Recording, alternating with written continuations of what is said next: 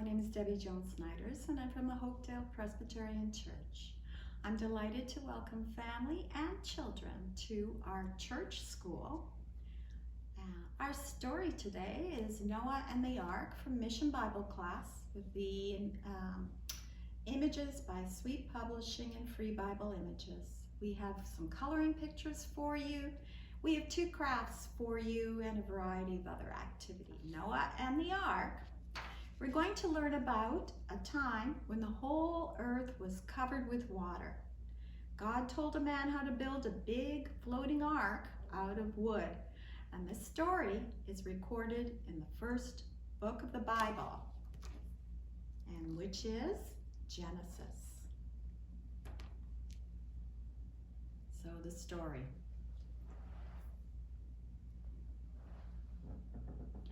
After Cain and Abel, Adam and Eve went on to have many more children. These children had families of their own, and soon the world was full of people. The people who lived on the earth now had forgotten about God. Instead, they chose to reject God and live wicked lives.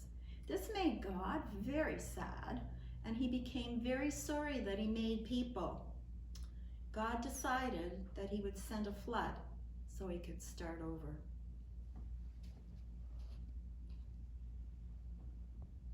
At that time, there was one man who had not forgotten God. His name was Noah. Noah was a good man who loved God. God said to Noah, "People are doing wicked things. I am sorry I made them. I will be sending a flood to destroy the world so I can start over."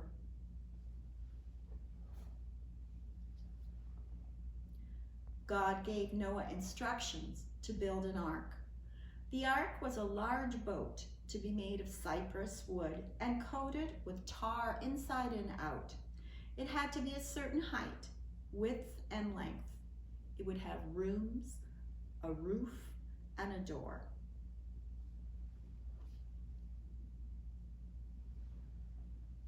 God told Noah to put 2 of every unclean animal and 7 pairs of every clean animal on the ark, and enough food to feed Noah, his family, and all the animals. The instructions God gave Noah must have seemed so strange to him, but he didn't question it. Other people must have mocked Noah. He would have looked silly building a great big boat when there had never been a flood on the earth before. But Noah trusted God and he obeyed him. When Noah had finished building the ark, he loaded in all the food, all the animals, and his own family. There were only 8 people on the ark: Noah, his wife, and their 3 sons, Shem, Ham, and Japheth, and their wives. Then God shut the door, and the rain began to fall.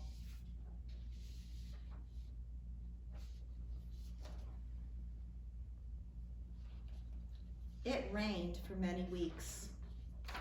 The ark floated on water high above all the land, many feet higher than the highest mountain peak. Then, after 40 days and nights, the rain stopped. Little by little, the water began to subside. Noah and his family and all the animals had floated safely in the ark for 150 days.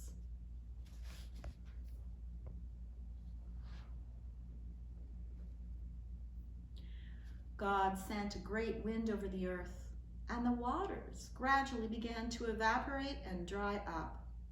Soon the ark came to rest on the top of Mount Ararat.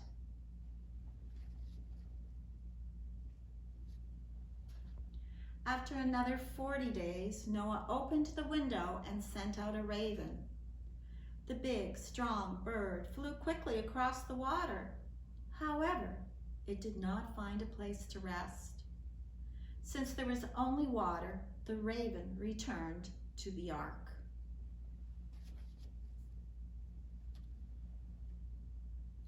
"7 days later, Noah took a dove and let her fly out the window. The dove flew about for a short time. But she, like the raven, could not find anywhere to rest. She too flew back to the ark.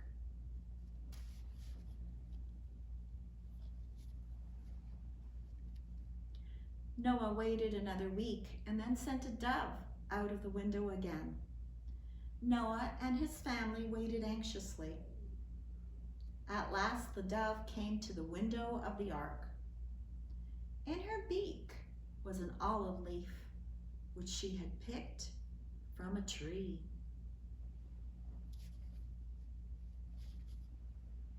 Seven days later, Noah sent out the dove again. This time, she did not come back. She had found good food and a place to live. Noah and his family no doubt wondered when they could leave the ark. God had shut the door, and only God could open it again.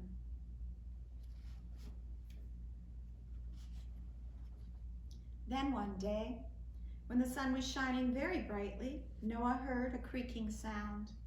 The door was slowly opening and swinging back wide. God had opened the door. 8 happy people left the ark and began walking on dry land again. Then all the animals left the ark too. What a sight that must have been. Elephants and hippos came lumbering out. Lions, tigers, sheep, dogs, and cats came bounding down the ramp, bumping into each other in their eagerness to leave. There was a whirring of wings as eagles and other great birds flew off into the sky, and there must have been a lot of noise. Horses neighing, lions roaring, dogs barking, everything happy to be free at last. All the animals came out of the ark and hurried away to make new homes for themselves. Noah and his family built an altar, and Noah made a special offering to God, thanking him for saving their lives. God gave Noah and his family a promise. Never again will I send a great flood to destroy all living things. Suddenly, the sky was lit by a beautifully colored rainbow. The colors were brilliant red, orange, yellow, green, blue, and violet. This is a sign to remind you always of my promise, said God. Whenever you look up and see a rainbow in the sky, think of my promise to you. So each time we see a rainbow, we can remember God's many promises to us. What a loving God He is.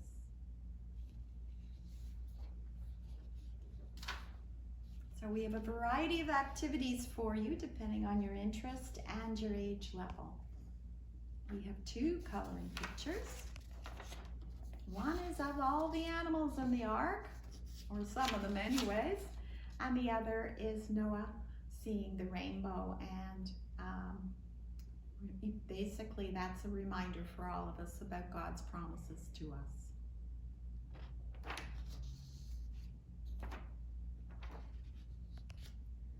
We also have 2 crafts for you, and the first is Noah's Ark. And what you will need for Noah's Ark is a plate, a paper plate, the templates, some scissors, stapler, glue, and various things to color with. So you want to print the template. So there are 2 templates, and one is of some animals. You can choose which animals you want to put on Noah's Ark, in Noah's Ark. And the other is the top part of the ark. So you can see that's what this is right here. Okay, so the first thing you want to do after you've printed the templates and colored them, you're going to take a paper plate and fold it in half.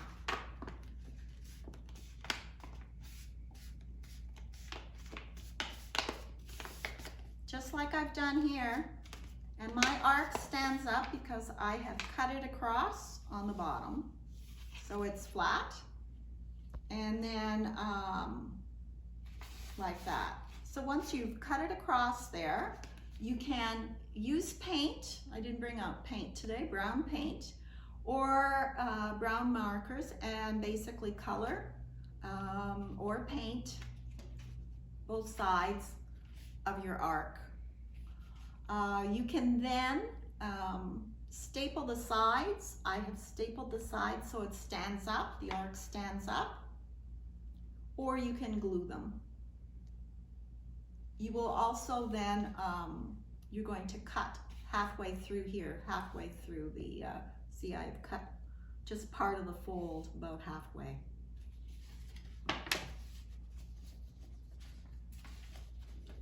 So the top part of the arc has this brown part. It's also brown as well. So you've already cut this out, and you can see, and you've colored it or painted it. And you can see where the dotted lines are. You're going to cut that, only that up part here, because that will allow it to fit into, here this shows you. Just cut this part because you're going to fit that into the plate that's already cut halfway. You want to glue the two pieces like that together, and then you've got this little piece like that, and that is going to slip in to where the cut piece of the plate is. So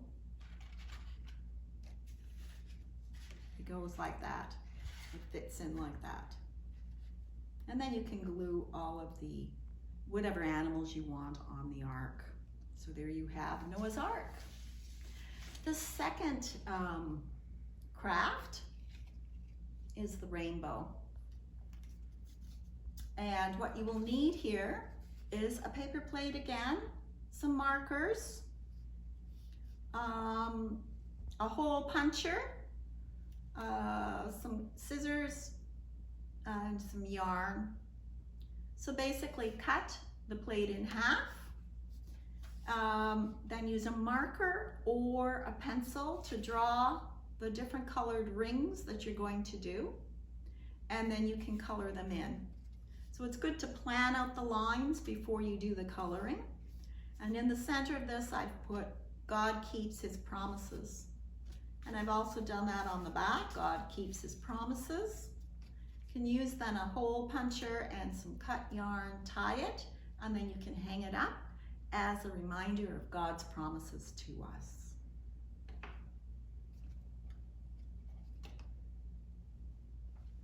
We also have some other activities for you. And we have a maze, a word search, and a crossword.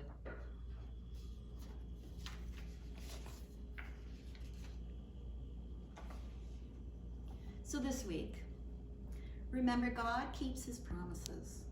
The rainbow reminds us of God's promise that he will never again send a flood to destroy all living things.